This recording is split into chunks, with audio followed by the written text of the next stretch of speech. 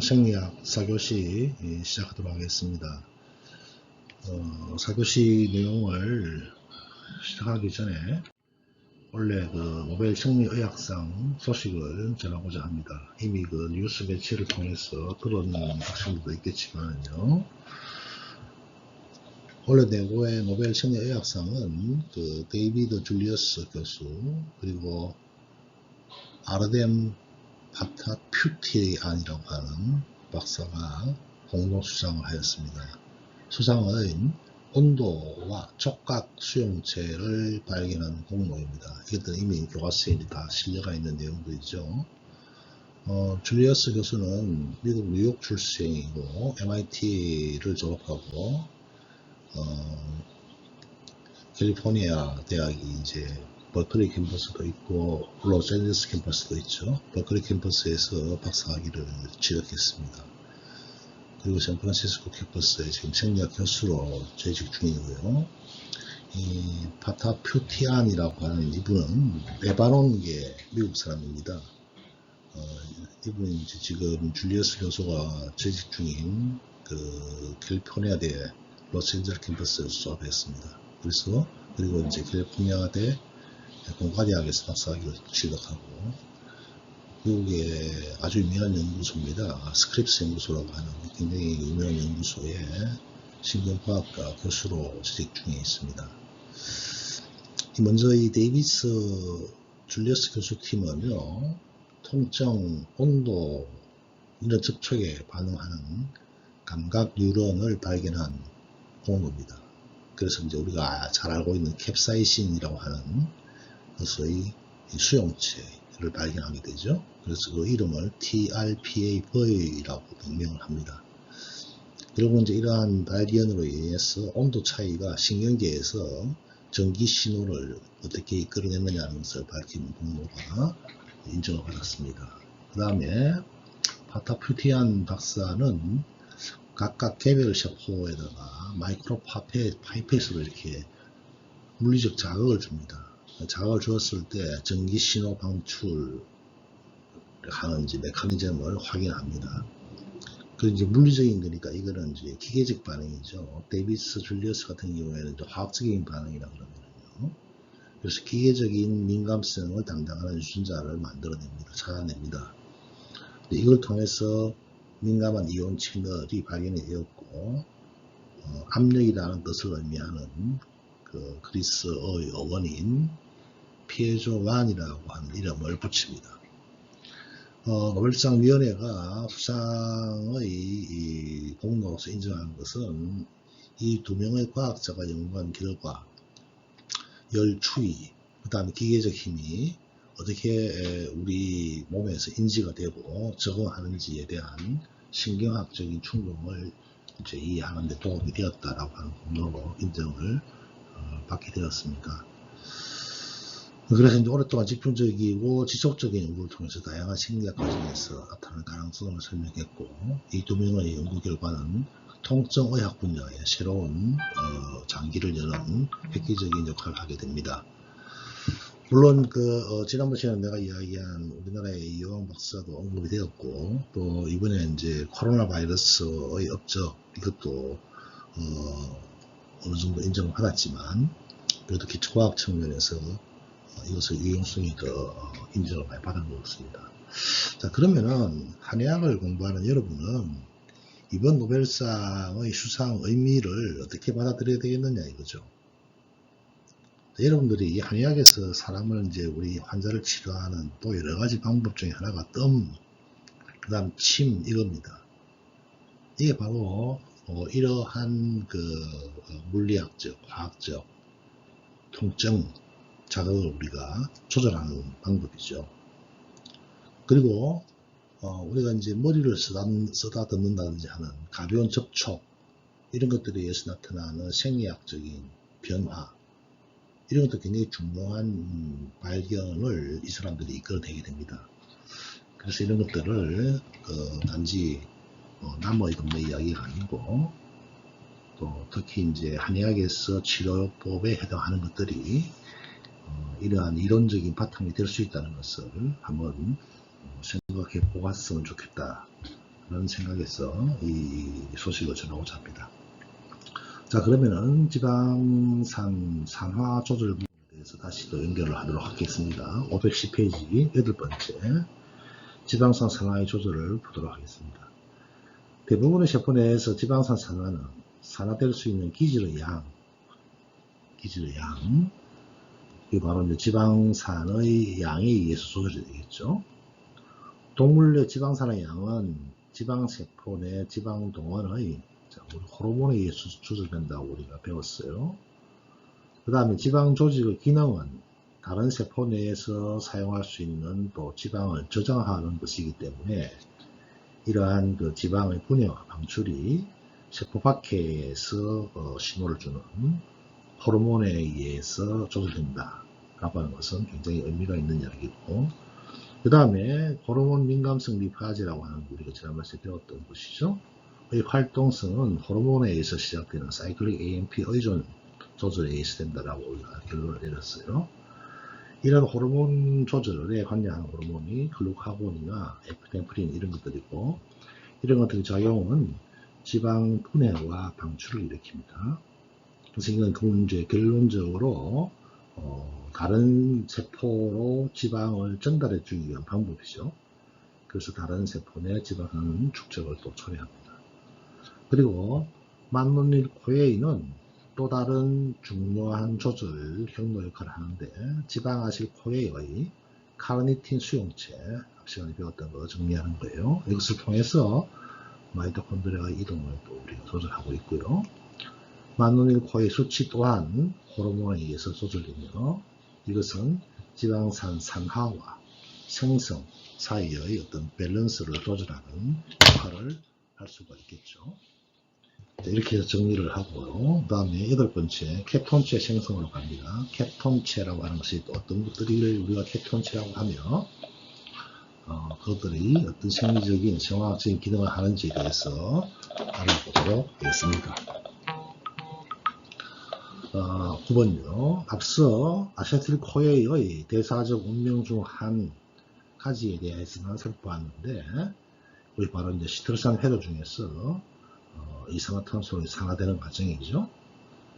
그래서 이제 다량한 에너지를 생산하는 과정이었어요.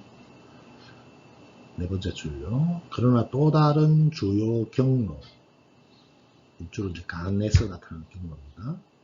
이러한 경로가 미토콘드리아에서 일어나며, 이것은 아세틸코에이가 산화 또는 지방산 합성을 위해서 쓰일 수 있는 용량을 넘어서면 결국 축적이 되겠죠. 그죠? 그래서 이것을 우리가 케톤체 생성 이렇게 이야기합니다. 케톤체 생성, 케톤 바디, 케톤체 생성이니까 케토제네시스 이렇게 이야기하네요. 그래서 케톤체라고 하는 화합물의 한 종류를 생성하게 됩니다. 자, 위에 있는 개념을 한번 정리합니다. 탄수화물 분해가 제한이 되면은 아세틸코에인은 케톤체, 케톤체가 주로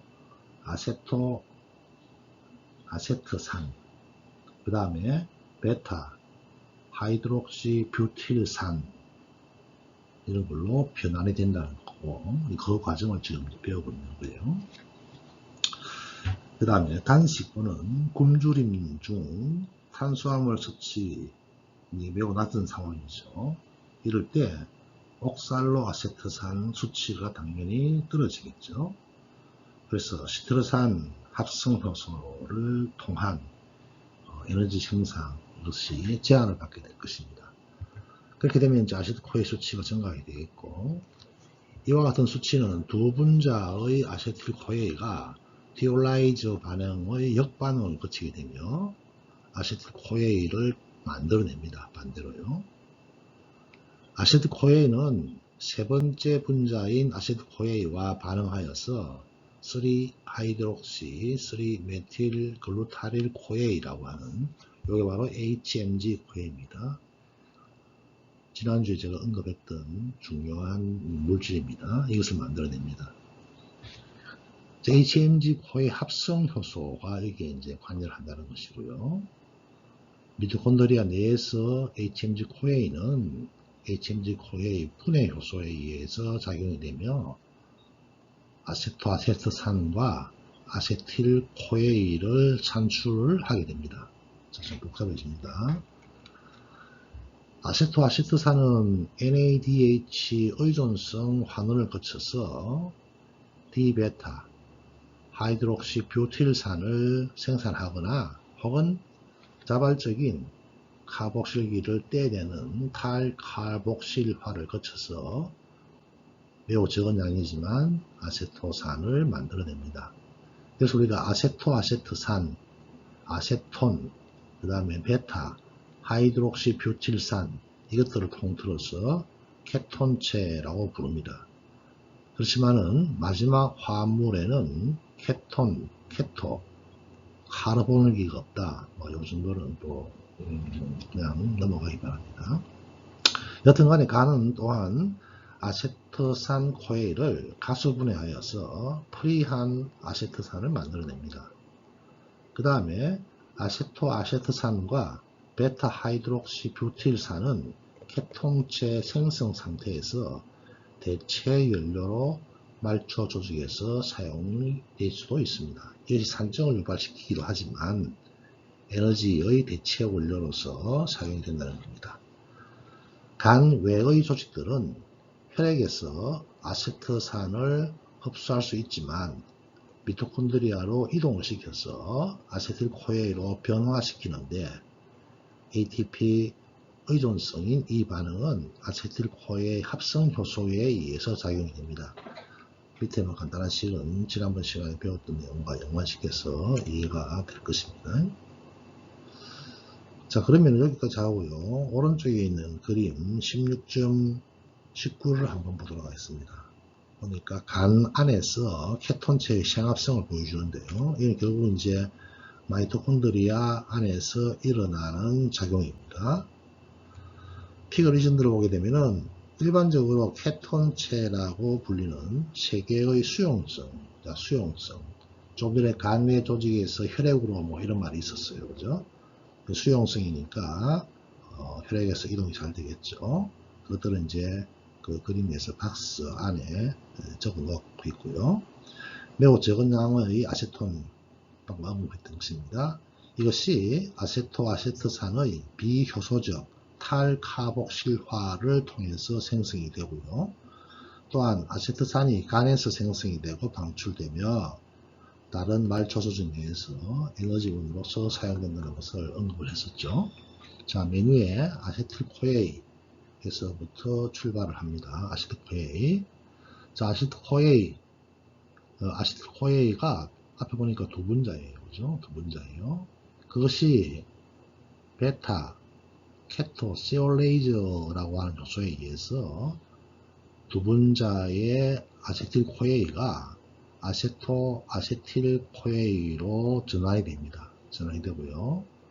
그 다음에 그 과정에서 물 분자가 하나 들어가서 아세틸코에일 가수분해에 의해서 아세트산이 만들어지는 과정이 그 과정에 동반되고 있음을 알 수가 있습니다. 그래서 만들어진 것이 뭐다? HMG 코에일 합성 효소에 의해서 만들어지는 것이 HMG 코에일이라고 하는 3-하이드록시-3-메틸-글루타릴 코에일이라고 하는 것입니다. 자, 그런데 그 과정에서 HMG 합성 요소는 아세틸코에일을 한 분자 더 받아들이면서 코에인은 이탈되죠. 그 코에인 하나만 남아있고 결국은 아세틸코에일과 두 분자가 합쳐지는 모습을 여러분들이 이해를 해야 됩니다. 그 다음에 HMG 코에일 분해 효소에 의해서 한 분자에 또 아세틸코에일가 빠져나가네요. 한 분자의 아세틸코에일가 빠져나가면서 생성된 물질이 아세토아세트산. 이것이 한 분자의 이산화탄소가 빠져나가는 것이 아세톤이 되겠고, 아세토아세트산에서 베타 하이드로뷰틸산 탈수소 효소에서 수소 한 분자가 수소 한 분자가 이입이 되는 거죠. 이입이 돼서 만들어지는 것이 베타 하이드록시 뷰틸산이 되겠습니다. 그래서 베타 하이드록시 뷰틸산하고 아세토아세트산에 의해서 산의 케미컬 스트럭처를 보게 되면은 거기에 H가 두 개가 더 들어와 있는 모습을 보여주고 있습니다. 자, 다시 한번 정리하게 되면요. 두 번째 아세틸코에이가 아세토아세틸코에이로 바뀌게 되고, 이것이 바뀌게 된 아세토아세틸코에이, 이것의 두 분자가 HMG-CoA 합성 요소에 의해서 HMG-CoA로 만들어지게 되겠고, 이 분해 요소에 의해서 아세틸코에이가 빠져나감으로써 아세토아세트산이 만들어지고, 이 아세토아세트산에서 이산화탄소 한 분자가 빠져나간 것이 아세톤이 되겠고, 여기에 H 두 개가 들어오게 되면은 베타 하이드록시 뷰틸산이 만들어진다. 이 세 가지를 우리가 케톤체 이렇게 이야기한다. 이렇게 정리를 내리기 바랍니다. 다시 교과서요. 케미컬 스트럭처 저기 간단한 화학식이 있었던 아래쪽에 봅시다. 그 후에 아시드코에이는 또 이제 ATP 생성에 사용되겠죠. 시트러산을 통해서 산화된다는 이야기고요. 자, 일부 상태에서 케톤체 생성은 과잉 경로로 여겨질 수 있다. 자, 이게 무슨 말입니까? 방금 우리가 언급했듯이 케톤체 생성은 부족한 탄수화물 섭취로 아세틸코에이가 축적이 될 때 유발된다 그랬어요. 그 다음에 이러한 케톤체 생성은 간에서 일어나며 이는 조직 내 HMG-CoA의 합성 수치가 높을 경우에 이것의 생성이 가능합니다. 즉 케톤체가 많이 만들어졌다는 것은 아세틸코에이의 합성 효소가 활성이 증가되어 있는 상태다. 그렇게 정리할 수 있겠죠. 그 다음 케톤체는 간에서 다른 조직으로 이동이 되며 그곳에서 아세토아세트산과 베타 하이드록시 뷰틸산은 에너지 생성을 위해서 결국 아세틸코에이로 재변환이 됩니다. 재변환되는 과정이 또 밑에 나와 있습니다. 이 재변환 과정은 코에이 부분이 숙신일 코에이에서 아세토아세트산으로 효소적으로 이동하는 것을 포함하며 그에 대한 것을 아래쪽에 보여주고 있습니다. 자, 거기 보면은 베타 하이드록시 뷰틸산은 베타 하이드록시 뷰틸산 탈수소 효소에서 방금 우리 교과서에 방금 왼쪽에서 언급했듯이요. 이것이 아세토아세트산을 만들어내겠고 다시 이것이 베타 케토아실코에이 전이효소에 의해서 아시틸코에이가 되고 이는 결국은 두 분자의 아시틸코에이를 만들어낸다 이 말이에요. 자, 왜 그럼 이 과정이 필요할까요? 왜 이 과정들이? 조금 전에 이야기했듯이 단식이나 굶주린 상태, 즉 탄수화물 섭취가 낮을 때는 옥살로아세트산이 감소한다 그랬어요. 자, 그럼 옥살로아세트산이 감소되면은 시트르산 회로가 이렇게 자유스럽게 빙글빙글 돌아가야 되는데 그것이 돌아가지 않죠. 그렇죠? 돌아가지 않으면 결국은 에너지를 많이 못 만들어내겠죠. 그렇지만 우리 인체 내에서는 에너지가 필요하단 말이에요. 그러기 위해서는 어떻게 한다? 아세틸코에이를 케톤체로 전환시킵니다. 이 케톤체는 수용성이기 때문에 혈액을 타고 발초 조직으로 이동할 수 있겠죠. 그쪽으로 가서 이놈들은 다시 아세틸코에이로 바뀌어서 에너지 생산을 위한 자원으로 사용을 한다는 거예요. 이때 이것들이 어디서 나온다? 간에 축적되어 있는 것들이 에너지원으로 사용하기 위해서 나온다는 거죠. 왜? 포도당 섭취가 낮으니까 에너지가 요구되는 또 다른 경로로서 아세토산을 만들어낸다. 이렇게 정리를 하면 될 것입니다. 다음 페이지요. 512페이지로 갑니다. 자, 그 다음에 이제 또 이것이 너무 많기 때문에 문제가 될 수가 있겠죠. 그래서 응용을 보니까 초과량의 케톤체 생성은 산증과 당뇨의 다른 합병증을 또 유발시킬 수 있어요. 교과서 내용 두 번째 줄 봅니다. 케톤 생성체는 단식, 그 다음에 굶주림 도중에 굉장히 중요하다는 걸 좀 전에 정리를 했어요. 평소에 글루코스를 주 원료로 사용하는 뇌, 이것은 여러분 뇌는 글루코스 의존적이다 라고 하는 거 이미 잘 알고 있죠. 그죠? 뇌는 케톤체 사용으로 대사적 적응하게 됩니다. 즉 다시 말해서 아세틸코에인을 직접 사용한다는 것이죠. 여기에 대해서 우리가 17장에서 다시 언급을 할 것이고요. 자, 케톤체는 수용성이라고 그랬어요. 그래서 초과량의 케톤체는 일단 소변으로 배출될 수가 있습니다. 그렇지만은 아세톤은 우리 화학 물질로서 많이 접하고 있는 것이죠. 냄새 이렇게 나고 하는 거죠. 그래서 아세톤은 휘발성이기 때문에 체내에서 만드는 아세톤은 휘발성이기 때문에 이것이 이제 기화되어서 호흡기를 통해서 빠져나올 수가 있어요. 그래서 우리가 말하는 동안에 아세톤 냄새가 날 수가 있어요. 그래서 입김에서 아세톤 냄새가 감지가 될 수 있어요. 이 말은 무슨 말이에요? 지금 케톤체가 많이 생성된 상태다. 이렇게 이야기할 수 있겠죠. 그래서 정상적인 상태에서 일부 조직 중에서 특히 심장은 많은 에너지를 간에서 생성된 케톤체를 대사하여서 만들어냅니다. 자, 간에서 케톤체 만들어내는 것이 탄수화물 부족 상황에서 말초 조직의 에너지원으로 사용할 수 있게끔 하지만 그 중에 하나도 뭐예요? 뇌도 마찬가지예요. 뇌에서도 또 심장에서도 마찬가지로 특히 심장은 많은 에너지를 간에서 생성된 이러한 케톤체에 의존적이라는 거예요.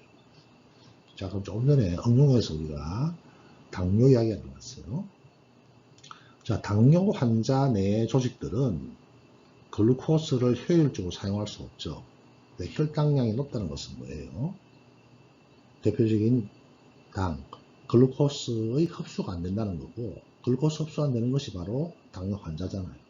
그래서 당뇨 환자들은 조직 내에서 글루코스를 효율적으로 사용할 수 없기 때문에 말초 조직이 사용할 수 있는 만큼보다 케톤체가 더 많이 생성이 됩니다. 그래서 이것을 이 상태 우리가 케톤증 이렇게 이야기합니다.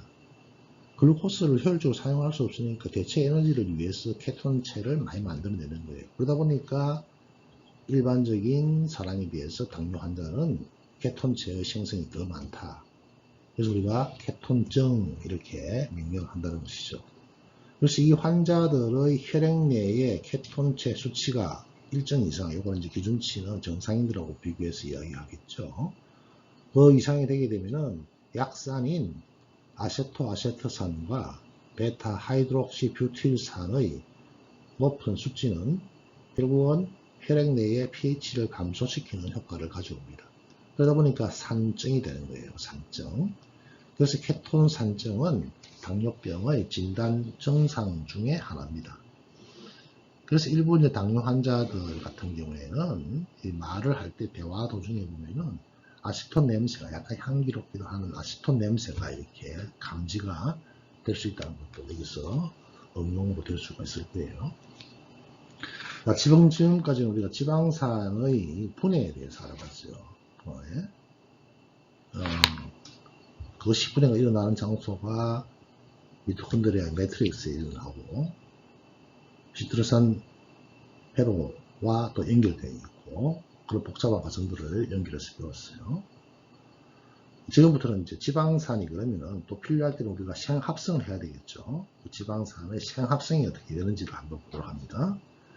자, 앞서 에너지를 생성하는 지질대사 경로, 자, 에너지 대사를 생성한다. 지질대사 경로, 즉 지방이 분해되는 거니까 이화작용이었죠. 이에 대해서 설명했다. 지금부터는 지방을 만들어내는 동화작용인 지방산과 트리글리세롤의 합성에 대해서 한번 살펴보자 이런 이야기입니다. 그래서 지방산 합성의 조절 및 이화작용과 동화작용이 어떻게 조직화되어서 조절되는지도 알아보자 이런 이야기가 되겠고, 그것을 대별해주는 그림이 16.20의 그림입니다. 16.20을 다시 한번 더 여러분들 잘 이해를 해야 돼요. 이것을 이해를 한 기반 위에서 지방산의 시행합성에 대한 경로를 여러분들이 다시 업데이트 해야 될 것입니다. 시간 여정 관해서 말을 좀 길게 늦추었습니다. 지방산 시행합성 다음 시간부터 계속해서 보도록 하겠습니다. 비대면 강의를 듣느라고 수고 많았습니다. 수고 마치도록 하겠습니다.